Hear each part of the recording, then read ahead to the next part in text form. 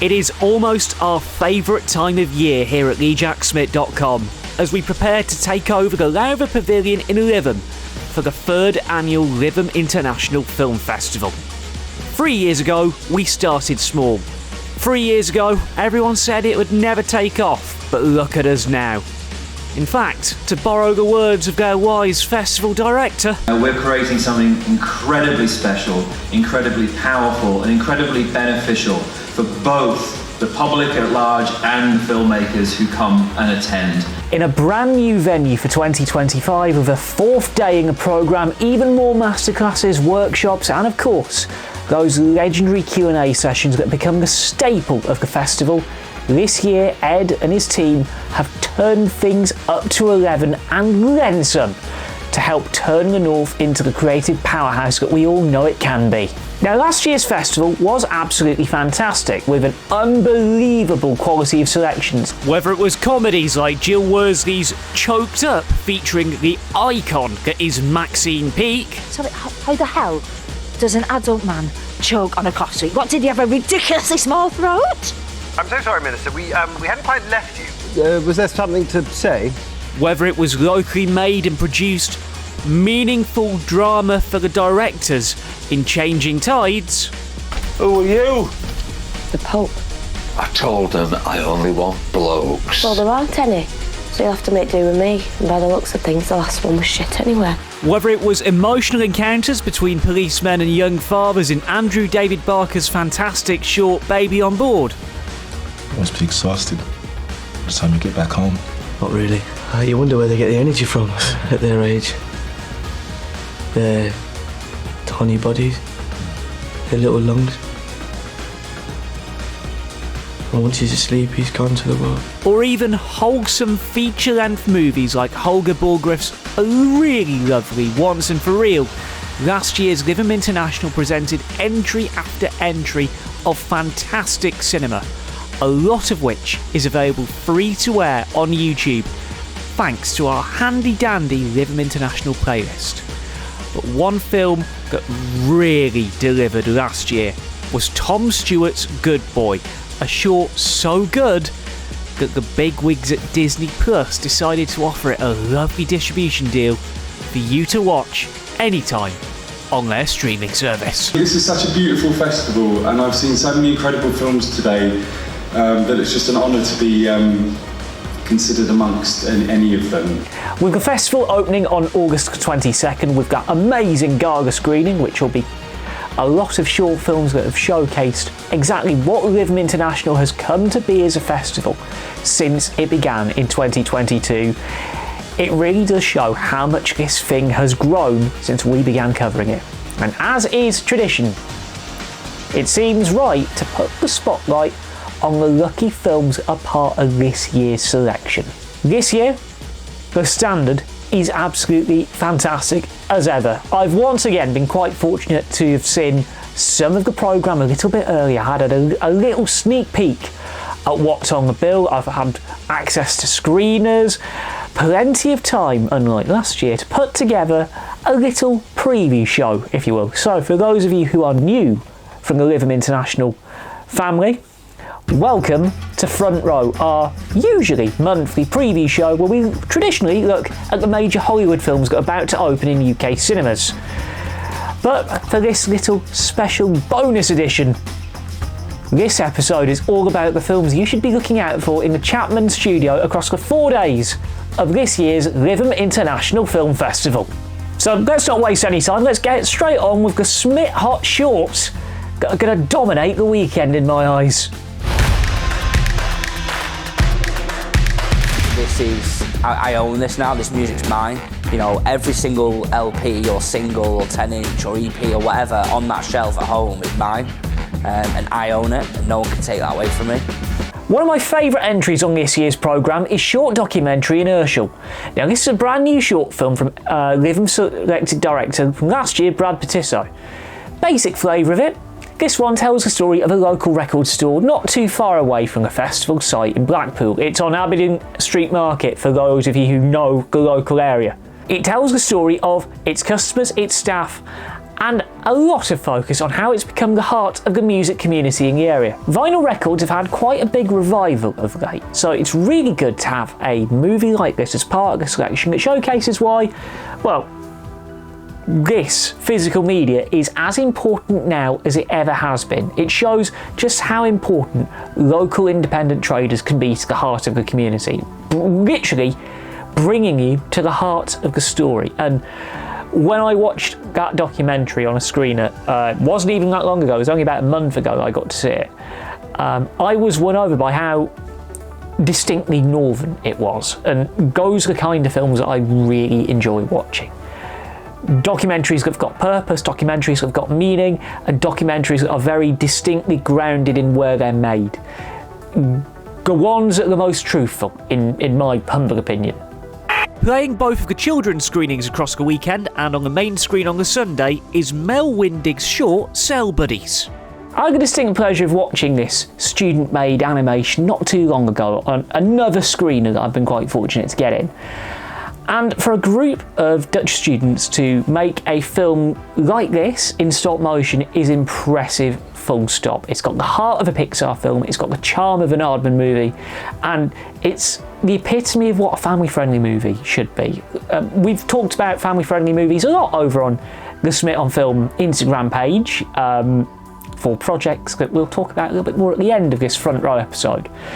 But family-friendly filmmaking should have a good message at the end of it, and Cell Buddies, I think, for me, really epitomises that. And it also shows that you don't really need to have as big of a budget to make a film that would look right at home on a big screen. I'm looking forward to seeing how this plays at Lytham.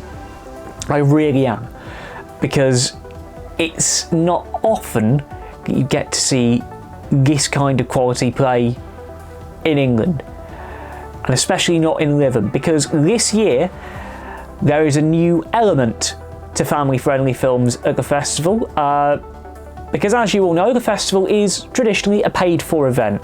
They're running 2 blocks on the Saturday and Sunday mornings on the new outdoor screen that's bolted onto the side of the Chapman studio, which is our new home at the Lowther Pavilion. We'll be playing the best family-friendly movies, animations in dedicated kids blocks, and those 2 blocks are very proudly presented in association with our friends at the Manchester Animation Festival, which runs a little bit later on in the year at home and a few other venues in and around Manchester. So if you are in the area and if you fancy something to do to take your kids' minds off the what could very well be hot weather that weekend, take them to Lytham, take them to the Lowther, and let them watch some interesting shorts from around the world, not just from here in England, but a bit further afield as well. In the more adult realm of the festival, though, is one of my personal favourites in fluff. It's a simple plot, but the execution of this one is so good, as you get to see a puppeteer quite literally pushed to the limit. Why? Because when her puppet mysteriously starts getting bigger, none of her crew seem to want to believe her. This isn't Little Shop of Horrors, motherfucker. Be normal. I got to see this one at Aesthetica in New York last year, and I had a feeling Lytham's judges would put it into the programme because it puts a very different meaning into the words behind the scenes in children's TV. And children's TV back in the day was quite an experience to work on, from what I understand. Plus, who doesn't love puppets? It's the Happy Time Murders, but if it was actually a competent movie. Subtitled films at the Lowther are also rather beloved, and while we mentioned this one in our marquee 2024 Wipe end of year review, it's worth mentioning here as well because it's made it on the official selection. Christopher Nielsen's The Ballad is a unique one telling the story of a bitter food delivery driver deciding to take over one of the luxury homes he's delivering to. He locks the owners out, and in the process, he begins a rebellion which leads to a very uncomfortable escalating dance between the different classes in modern day Sweden. It's a short that's got a lot of dark humour in it, but encourages some very lively discussion afterwards. It might sound like a boring plot, but it passed the 6-laugh test, and once again it proves Bong Joon-ho's point. You look beyond the subtitles, and lo and behold, you've got some good quality cinema. Another bloody good highlight from the very session which contains The Ballad, Pun very much intended there, is Jane Austen's period drama, a wholesome pastiche of the Austen genre, but with some very well thought out comedy about some, well, taboo subjects, let's put it like that. The less you know about this film going in, the better. I went into this one at Aesthetica very blind, not knowing what I was letting myself in for. So when that punchline hits, it hit like crack.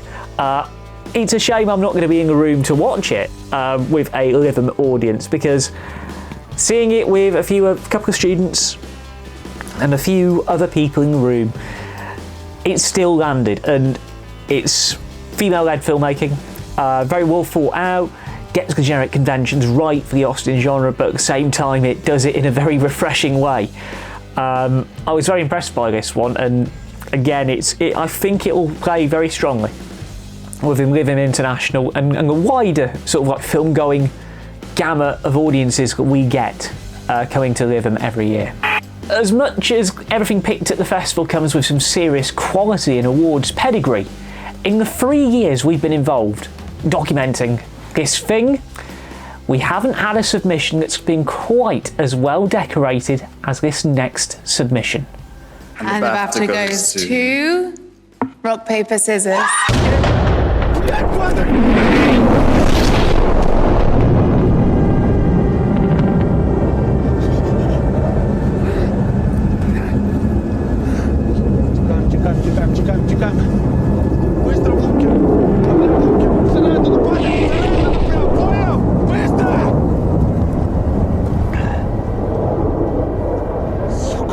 We are so incredibly lucky to have this particular film on the selection for Lytham International this year. Only our first ever BAFTA winning short, no less.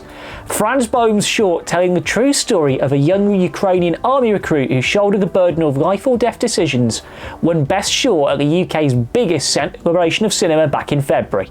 BAFTA shortlisted films are very difficult to come by. You've got to go on quite the journey just to get your film on a long list, playing at certain festivals, playing certain periods, certain times. So for Rock, Paper, Scissors to be part of our selection and to be able to showcase this film, a very harrowing film by all accounts and a very personal film for the director, because it's based on a friend of his who went into the whole Ukraine-Russia war, and to turn around a film like this, it's not often we get to showcase this on a uber local level. And I'm so proud of the festival team for being able to get this on the selection, because being part of a film festival process now myself, you understand a bit more about how it works on an internal level.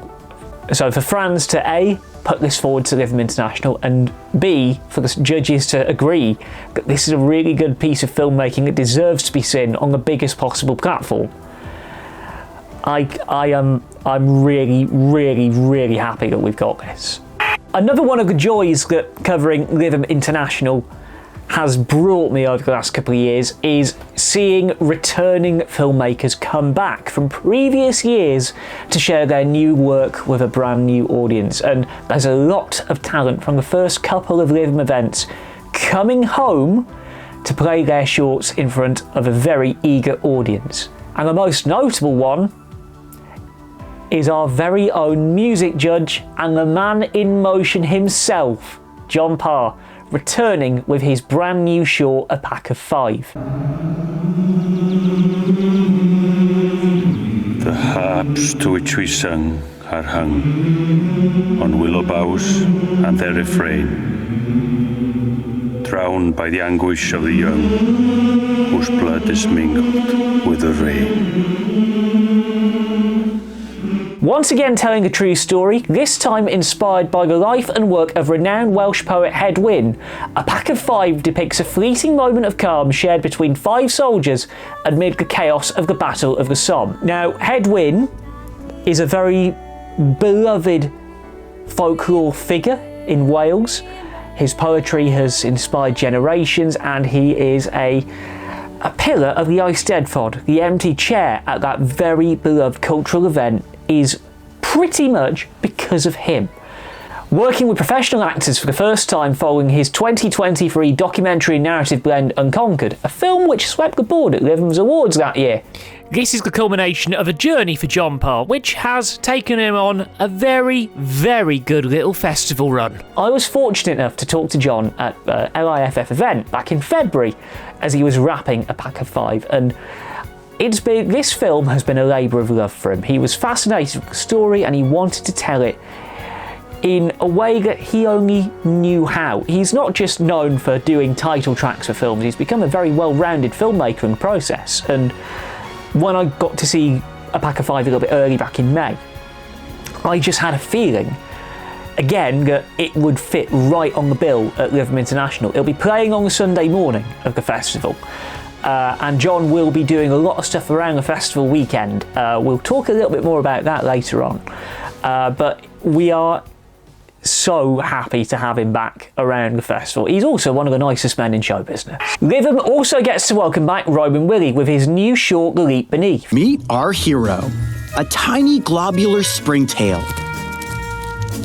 Barely over 1 millimeter in size, this critter is driven by a big problem. Its pantry is empty, so it bounces off like a rubber ball with no sense of direction. Last year, Sunflower: The Secret Life of Potter Wasps was one of the standouts of the selection with how well it was shot. This year, he's tackling the life of a springtail in a short which comes in at, just wait for it, 4.5 minutes long. Proof that you don't need to go overly long with your short film if you have a story worth telling.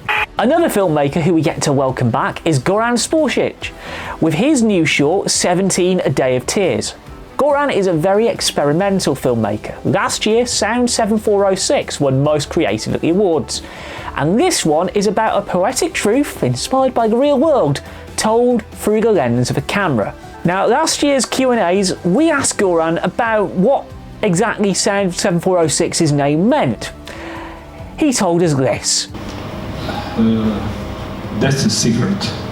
Okay, good talk. Thank you very much. All right. So it's safe to say this one is definitely going to be open to interpretation. And while Lytham's roots are grounded in narrative filmmaking, they do show music videos that are very original and creative. This next one we're going to spotlight screams both of those in one submission. In 2023, David Michael Maurer brought Mendo's Carousel to Lytham International, and this time round he's brought a music video for a band called Avatari about, well, how can we say this without getting demonetised? 'Cause I've been treating my depression with pouring gasoline on the day that I was born. There's no context needed. It's a very out there music video. Good tune as well. Very funny tune. It's bold. It's brash. It's funny at the same time. There's no real explanation needed. So if you are at the festival when this is going to be screened, just watch it and enjoy it for what it is. Because I had a grin on my face watching this video for Front Row, and wow, it stayed in the mind. Let's put it that way. It's definitely stayed in the mind. It is very apt that we are welcoming David's work back to Lytham, because in 2023, Edie Gathegi was in Mendo's Carousel. Not too long ago, he popped up in a little independent film made by some guy called James Gunn. Those of you who came to Lytham in 2023 knew that he was terrific before the whole world understood it. With an extra day to play with, the old favourite strands are back. But there's some brand new ones for 2025, and especially on a Sunday night where, quite fittingly, in a Women's Rugby World Cup year, shameless plug, I know, the festival will screen 7 films entirely directed by female directors in a strand fittingly called Women in Focus. Headlining this new block is the winner of the Iris Prize's Audience Award in Louisa Connolly Burnham's Sister Wives. This is a film that's got some serious star power behind it, with indie darling Mia McKenna Bruce leading it. And for the uninitiated, in 2023, she broke through onto the feature film scene, leading coming-of-age drama How to Have Sex, and winning the BAFTA Rising Star Award in the process. The film tells the tale of two women living in a strict polygamous society who find themselves bound to each other, living under the same roof, married to the same man, as they begin developing feelings for each other. When I was little, my sisters and I used to come down here and swim. You did? Mm-hmm. You're so much braver than me. I don't know about that. There's a little bravery in there.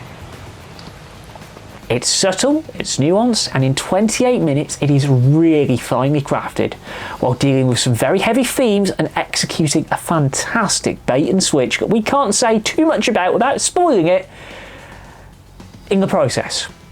It's a short that I really want to see developed into a full-blown feature film, and that is the kind of quality we are talking here. BAFTA long-listed, sweeping the board at festivals across the board, and oh yeah, it was featured on Channel 4's streaming service for a little bit.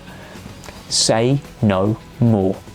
Now, Sister Wives' themes of sapphic relationships are quite handy because, once again, the festival will also extend its work with the LGBTQ+ community with a curated selection of shorts from filmmakers and allies from around the world. On a more local level, our friends at Film Hub North will provide yet another selection of films made and produced, well, where exactly? Right here in the place where we do things differently, forming a key part of the Sunday afternoon selection.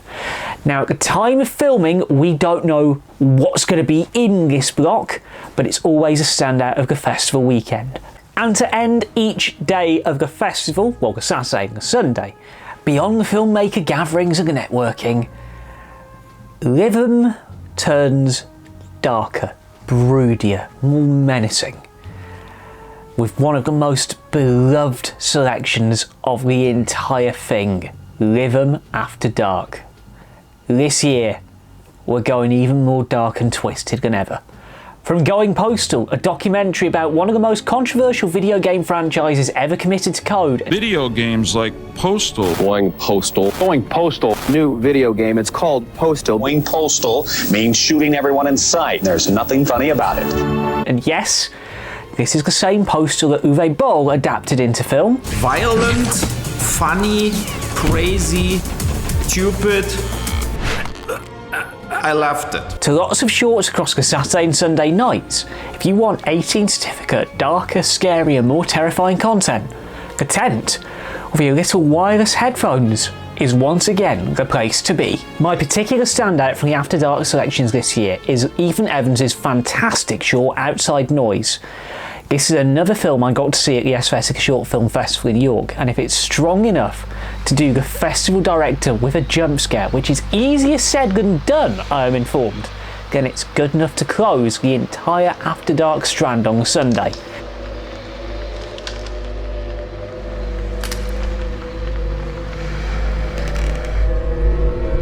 It's played a lot of festivals, major festivals, including Grimfest, and the fact that a proper full-blown horror film has earned my approval. Do we even need to say any more than that? Now, one of the things that makes Lytham worth it, not just as a film critic, but as a film enthusiast, are the sheer amount of engagement opportunities you can have, not just with the filmmakers, but the festival team as well. It is called the Lytham family for a very good reason. Last year, we had masterclasses, workshops, and of course those infamous Q&A sessions held following every screening block. And as is tradition, they are all back for a third straight year. We've had some class moments in the Q&A sessions, both on site and during the independent film nights that was run at a Preston venue a little bit earlier this year. So it's always worth sticking around between the films to talk with your fellow guests, to talk with your filmmakers, and start sharing your ideas for future work and building your professional network. This year's masterclass and workshop selection are going to work a little bit differently. The masterclasses are going to run in the main theatre. The workshops are more practical and hands-on for those of you who want to get a bit more experience working with proper talent. All of them have been timed to ensure that you don't miss a single minute of film that's being played on the main screen. And my God, there are plenty of opportunities to talk with the people in the know. On the Saturday, the masterclass will be given by John Parr, all about scoring your film. using his 40 years in the business, giving his insight into creating title tracks, which is arguably the thing he is most well known for. You tell me about St. Elmo's Fire and I will hear that song. Insight into scoring on a budget and how to effectively use music in your short films. And after John's masterclass, for those of you who've got scripts that want to be developed that little bit more, you have a prime opportunity to go straight to Lytham's judges, as they will be running a screenplay pitches and story workshop, which will be your first chance to get your plot, your logline, your scripts in the judge's mind ahead of submissions opening for the 2026 festival a few days after it all comes to a close following the bank holiday weekend. On the Sunday, director Will Jewell will be leading a masterclass in how to maximise your short film and its ambition with a short runtime. Now, Will is a director who's got a short on this year's selection in Wired. He knows a thing or two about how to maximise your minutes on a ridiculously low budget. Another man who we are very fortunate to have as part of the selection this year, bringing his expertise and knowledge and helping inspire a new generation of filmmakers from around the Northwest to pick up the camera and run with it. And then a bit later on Sunday, Catherine Georgiou will be leading that day's workshop all about acting for the camera. Last year, Catherine took home many plaudits for her directorial debut, Changing Tides, including the unofficial TheJackSmit.com award for Best Promotional Tactic. I still have the stick of rock that she gave all of us at the VIP gathering on Friday night. And she'll be leading a very important workshop for those who want to go into acting for the camera across film and TV. She got her big break working in Blackpool, she moved to London, and this whole festival is quite close to her heart. So again, to welcome a local talent back home, to give back to the place where she made her name is always a thing we hold quite close to our heart. Because again, we've said it before, this is a family. We always love it when family come home. And then on the Monday, we've got a Turning Books into Movies masterclass, and Stephen Gallagher will be leading a workshop on directing actors. Two of Stephen's films will play the festival. The Stork will play during LGBTQ plus Voices. And Blackpool, a very topical film and a very local film, will play during a regional film block during the festival as well. Again, always good to welcome people who know the area, always good to have people involved in the festival give their insight and input to students, filmmakers, and anyone who's just curious about the filmmaking process. And of course, wrapping it all up on the Monday evening is the Lytham International Film Festival Awards. It's like the Oscars, but a bit more northern and with much, much, much shorter speeches. That is, of course, going to be followed up with Q&A, filmmaker gathering, your chance to talk to everyone involved in the festival. It is a prime networking opportunity. And who knows, I might even be in the room for it. So that is it for our preview of Lytham International 2025. All being well, and with a fair wind in our sails and Northern Rail functioning as it should, easier said than done, the plan is for me to be on site for the Monday and the festival's awards, because somehow I'm double booked over festival weekend. Just the small matter of a landmark event for women's sport to help deliver at Solve Community Stadium, no biggie. But there are still tickets available for Lytham International. Head to LYIFF.com for more information and to learn more about the selection, read through the programme in full, and pick the days you want to be there for. Tickets are £18 for the day and £40 for the weekend. Quite literally, for the price of 2 tickets at your local View Cinema, you can get a full day worth of short and feature films that will encourage discussion and open your eyes to independent film from around the world. That is ridiculously good value for money in my eyes, and it is always an absolute pleasure to go on site, talk with the filmmakers, talk with you guys as well about the selection and what's working, what's not working, and just see where we are as a film industry. We will be back with the usual format for Front Row next month in September to talk about Hollywood's major releases. I've been Jack from TheJackSmit.com, and for now, that's you lot.